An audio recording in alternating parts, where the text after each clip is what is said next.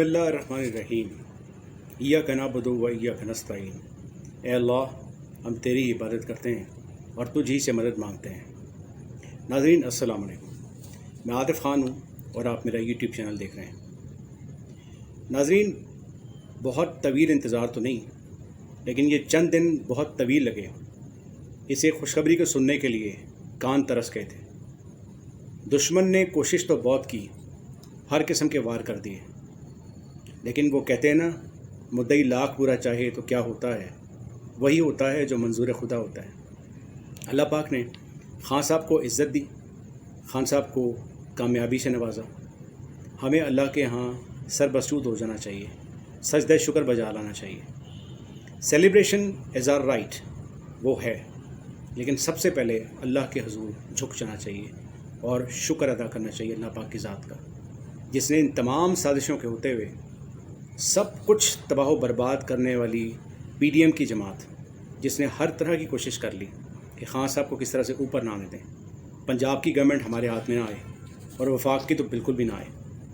लेकिन अल्लाह की करम नवाजी कि हमें पंजाब में भी फतह हुई और अब इंशाअल्लाह वफाक भी हमारे हाथ में आएगा। अल्लाह पाक नेक नियत लोगों को हमेशा कामयाबी से नवाजता है, इसीलिए हक सच के साथ खड़े होने की तलकीन अल्लाह पाक ने कुरान पाक में फरमाई है। नाज़रीन, ये जो जंग है ये अभी बहुत तवील है। खान साहब को इन तमाम जमातों से लड़ाई लड़नी पड़ेगी।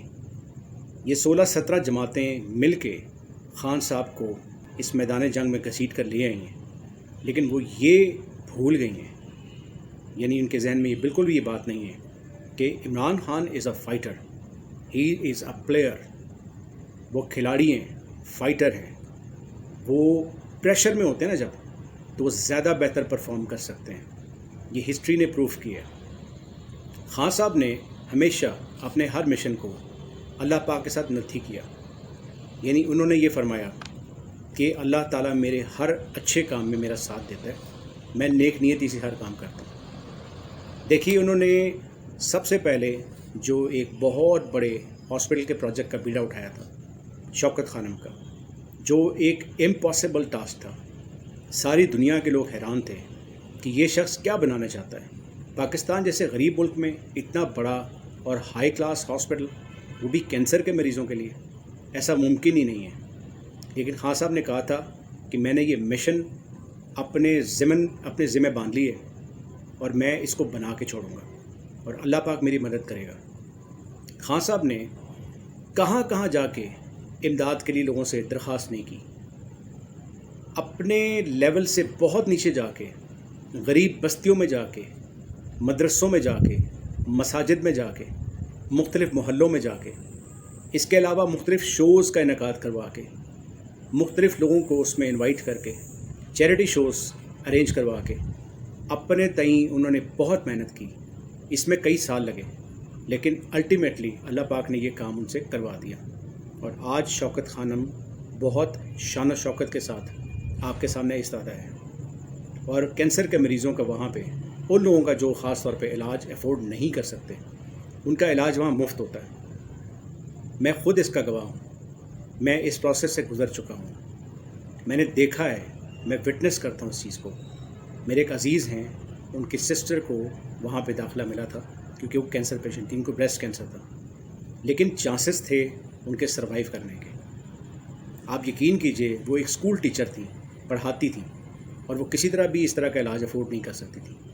10-10 हज़ार का एक इंजेक्शन कतन वो अफोर्ड नहीं कर सकती थी। सिर्फ उन्होंने एक एप्लीकेशन लिखी और खान साहब ने जो बोर्ड मुरतब दिया है उस पर मेरिट पे फ़ैसला होता है। वहाँ पे फ़ैसला किया गया कि ये डिज़र्विंग है और इनके चांसेस भी हैं, सो उनका इलाज किया गया। मैं वहाँ ब्लड देने गया था, मैं इसका विटनेस हूँ, मैं इसका ऐनी शाहिद हूँ। नाज़रीन, ये बहुत बड़ी बात है। पाकिस्तान जैसे मुल्क में किसी का फेयर तरीके से फ्री इलाज हो जाए, ये बहुत बड़ी बात है, और वो भी इतने महंगे मर्ज़ का इलाज। खान साहब को हटाने के लिए बहुत सारी साजिशें बुनी गई। सबसे पहले मौलाना फजल रहमान ने इनको यहूदी एजेंट का नाम दिया। ये लक़ब यहूदी एजेंट का मौलाना फजल रहमान की पैदावार है। खान साहब को यहूदी खान का भी लक़ब दिया गया। لیکن اللہ پاک نے عزت رکھنی تھی۔ خان صاحب نے جب گورنمنٹ میں آئے اس کے بعد انہوں نے بہت زیادہ مسلمانوں کے حق میں اور یہودیوں کے خلاف بے شمار کام کیے اور یہ ثابت کر دیا کہ یہ یہودی خان یا یہودی ایجنٹ قطعاً نہیں ہے۔ آپ کے سامنے ہے کہ انہوں نے فلسطین کے مسلمانوں کے لیے آواز اٹھائی اور اسرائیل کو تسلیم کرنے سے انکار کر دیا اور یہ کہا کہ اسرائیل کو تسلیم ہم تب کریں گے جب وہ فلسطینیوں کو ان کا حق دے گا۔ قائد اعظم رحمۃ اللہ علیہ نے یہی فرمایا تھا کہ ہم مسلمانوں کے رائٹس ملنے تک اسرائیل کو تسلیم نہیں کریں گے۔ ناظرین، اور بے شمار واقعات ہوئے جو خان صاحب کو ڈی مورلائز کرنے کے لیے استعمال کیے گئے، بے شمار جال بنے گئے۔ خاص طور پہ جو PMLN ہے یعنی نواز لیگ، یہ ان کی ہسٹری ہے۔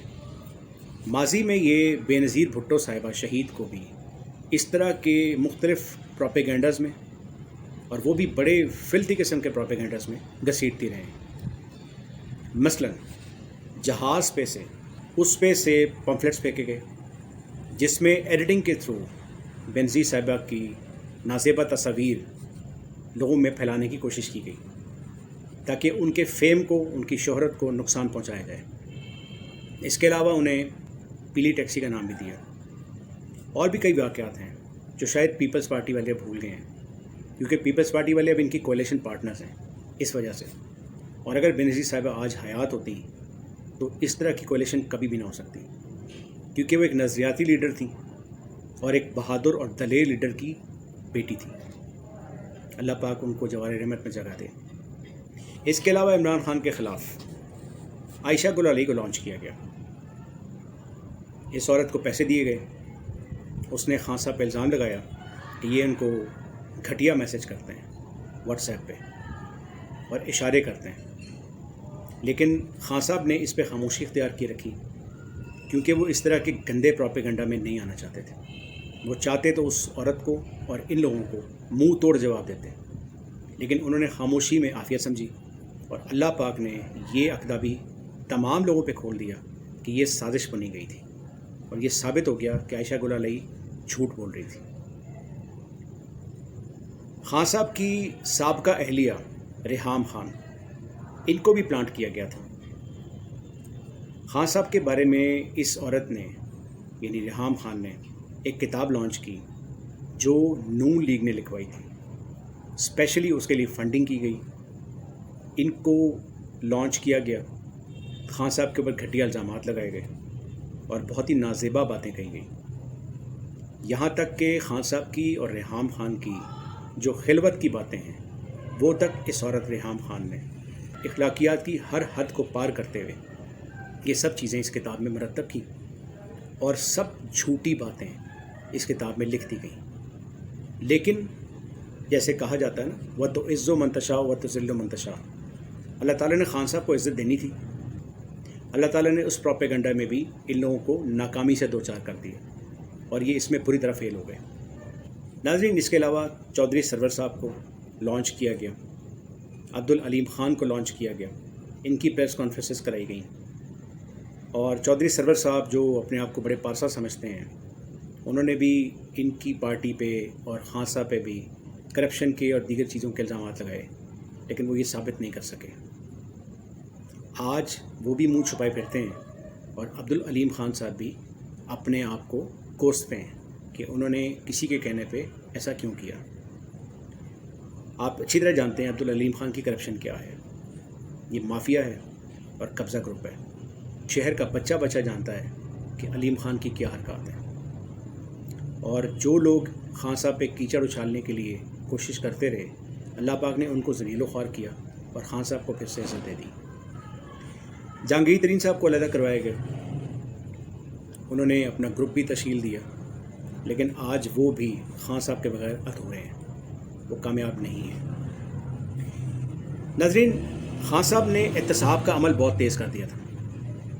انہوں نے پیپلز پارٹی، نون لیگ اور مولانا فضل الرحمان کا گروپ، ان میں جتنے بھی کرپٹ لوگ ہیں ان سب کے خلاف کیسز کھول دیے تھے، اور یہ بڑی تیزی سے اس میں ایڈوانس کر رہے تھے۔ پروگریس بہت اچھی جا رہی تھی، اچانک سے ایک خاتون طیبہ گل کو لانچ کیا گیا اور جو نیب کے ڈائریکٹر ہیں ان کو اس میں انوالو کیا گیا، ایک سکینڈل بنایا گیا تاکہ یہ ساری جو کرپشن کیسز پہ جو انویسٹیگیشن تھی اس کو انفلوئنس کیا جائے، اس کو ناکام کیا جائے۔ اس میں بھی وہ کامیاب نہیں ہو سکے۔ یہ اللہ تعالیٰ کی کرم نوازی ہے، کیونکہ ایک شخص جو اچھا کام کر رہا ہے، جو سچائی کا ساتھ دے رہا ہے، جو حق سچ کا ساتھ دے رہا ہے، برائی کو ایکسپوز کر رہا ہے، امر بالمعروف و نہی عن المنکر پر عمل کر رہا ہے، تو اس میں اللہ تعالیٰ کی ذات کیوں نہ ساتھ دے۔ لہٰذا خان صاحب کو یہاں پہ بھی کامیابی مل گئی۔ ناظرین، فرح خان صاحبہ، جن کو یہ فرح گوگی کے نام سے پکارتے ہیں، ان کی کرپشن کی داستانیں بھی خان صاحب سے جڑی گئیں، اور اس میں بشرا بی بی جو ایک باپردہ خاتون ہے، گھریلو خاتون ہے، ان کو بھی لنک کیا گیا۔ حقائق سے پردہ فیوچر میں بالکل اٹھے گا کہ فرح صاحبہ نے کرپشن کی تھی یا نہیں، کتنی کی تھی، اور آیا خان صاحب اس کا حصہ تھے یا نہیں۔ بہرحال خان صاحب اس کے ساتھ لنک نہیں تھے، ابھی تک کے تمام واقعات یہ ثابت کر رہے ہیں، اور نیکسٹ ڈیز میں، اپ کمنگ ڈیز میں یہ عقدہ بھی کھل جائے گا کہ خان صاحب کا اس کرپشن سے کوئی تعلق نہیں تھا، اور اگر کوئی کرپشن ہوئی ہے تو اس کو انویسٹیگیٹ کیا جائے گا، کیونکہ کوئی بھی شخص ماورائے عدالت اور ماورائے قانون نہیں ہوتا۔ ہر شخص قانون کے دائرے میں آ سکتا ہے۔ نو بڈی از انٹچیبل، دیٹ از اے فیکٹ۔ ایک اور کیس جو توشہ خانہ کیس، اس میں بھی خان صاحب پہ الزامات لگائے گئے۔ کیا آئٹمس تھیں؟ انگوٹھی تھی اور چند چیزیں تھیں جو خان صاحب کو بدنام کرنے کے لیے انہوں نے اس چیز کو بہت زیادہ اچھالا۔ توشہ خانہ کیس کو باقاعدہ ایک اسٹرانگ کیس بنا کے پیش کرنے کی کوشش کی گئی، جبکہ خان صاحب نے بتا دیا کہ یہ رولز اینڈ ریگولیشنز کے مطابق اس کی پیمنٹ کر کے وہ چیزیں حاصل کی گئی تھیں۔ پہلے اس کا جو پرسنٹیج تھی وہ یہ تھی کہ آپ 15% پے کر کے یہ حاصل کر لیتے تھے۔ نواز شریف صاحب اور زرداری صاحب نے کوئی چیز نہیں چھوڑی، ان کو بھی گفٹس ملتے رہے، اور خان صاحب پہ یہ الزام لگا دیا گیا تھا کہ یہ چیزیں وہ بیچ کے کھا گئے ہیں، جبکہ انہوں نے پہلے اس کی قیمت ادا کی، اور وہ بھی آپ جانتے ہیں 15% کی بجائے انہوں نے اس کو کہا کہ 35 سے 50% تک اس کی پیمنٹ کی جائے، پھر یہ چیزیں حاصل کی جائیں، اور انہوں نے یہ قیمت ادا کی۔ اس کے بعد اگر انہوں نے اس کو بیچا مارکیٹ میں جا کے، وہ کہ مناسب نہیں لگتا، لیکن اگر انہوں نے بیچا بھی تو وہ ان کی ملکیت تھی، انہوں نے اس کی پیمنٹ کی، اس کے بعد انہوں نے اس کو سیل کیا۔ تو یہ توشہ خانہ کیس کا جو انہوں نے پروپیگنڈا شروع کیا تھا، اس میں بھی ان کو شکست ہوئی۔ اس کے علاوہ بے شمار معاملات ہیں۔ شاہد افریدی صاحب کو لانچ کیا گیا، پھر جو ایک فیمس سنگر ہیں جواد احمد صاحب، ان کو استعمال کیا گیا گھٹیا پروپیگنڈا کے لیے، لیکن یہ سب چیزیں فالس ثابت ہوئیں۔ وقت کے ساتھ سب چیزیں کھلتی گئیں، اور خان صاحب کی عزت میں کوئی کمی نہیں ہے۔ اللہ پاک نے ان کو باعزت ہی رکھا۔ ملک ریاض صاحب کو استعمال کیا گیا، ان کی کال لیک کا ایک کیس تھا، جو بقول نون لیگ کے اور باقی پی ڈی ایم جماعتوں کے جو کارکن ہیں یا ان کے جو سربراہان ہیں، وہ یہ کلیم کرتے تھے کہ خان صاحب کی جو بیگم صاحبہ ہیں بشرا بی بی، ان کی غالباً کوئی کال لیک تھی جو ملک ریاض صاحب کی بیٹی کے ساتھ بات کی گئی، اور ملک ریاض صاحب کو بھی انوالو کیا گیا اس میں۔ اس کا بھی جب فورینزک ہوگا تو حقائق سامنے آ جائیں گے۔ فی الحال جو وقتی طور پہ ایک انویسٹیگیشن ہوئی ہے، اس کے مطابق یہ آواز بشرا بی بی کی نہیں ہے، کیونکہ آواز آپ پروڈیوس کر سکتے ہیں، لہجہ آپ پروڈیوس نہیں کر سکتے۔ تو یہ آواز جو ہے یہ تو انہوں نے ایڈٹ کر کے کسی طرح سے حاصل کر لی، لیکن جو لہجہ ہے اس خاتون کا جس کو یہ کلیم کر رہے ہیں کہ بشرا بی بی ہیں، اس لہجے سے پتہ لگ جاتا ہے کہ یہ بشرا بی بی کا لہجہ نہیں ہے۔ اگر کسی کو شک ہے تو ایک بہت فیمس اینکر ہیں ندیم صاحب، ندیم ملک، انہوں نے بشرا بی بی کا انٹرویو کیا ہوا ہے۔ سب سے پہلا وہی انٹرویو باقاعدہ تھا جو میڈیا پہ آیا۔ آپ اس انٹرویو کو سنیے، بشرا بی بی کے لہجوں کو سنیے، آپ کو اندازہ ہو جائے گا کہ میں کیا کہہ رہا ہوں۔ ناظرین، اس کے علاوہ 90% میڈیا عمران خان صاحب کے خلاف رہا، کیونکہ عمران خان صاحب نے کبھی ان کو نوازا نہیں، ان کو اشتہارات نہیں دلوائے، ان کی بیجا جو خواہشات ہیں وہ پوری نہیں کی گئیں، ان کو ٹوکرے نہیں پہنچائے گئے، لفافے نہیں دیے گئے، تو یہ صحافی عمران خان صاحب کے خلاف کام کرتے رہے، ان کے حق میں نہیں۔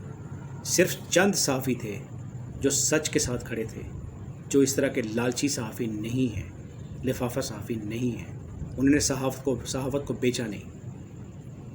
وہ لوگ خان صاحب کے ساتھ کھڑے رہے۔ آج پنجاب ہمارے ہاتھ میں آ گیا۔ انشاءاللہ اب جنگ وفاق کی ہے، اور وفاق بھی بہت جلد ہمارے ہاتھ آئے گا، کیونکہ اللہ پاک ہمیشہ اچھائی کی جیت کرتا ہے، برائی کی جیت نہیں ہوا کرتی۔ وقتی طور پہ سہارا ضرور لیتی ہے برائی، لیکن برائی کو کبھی بھی کامیابی نہیں ملتی۔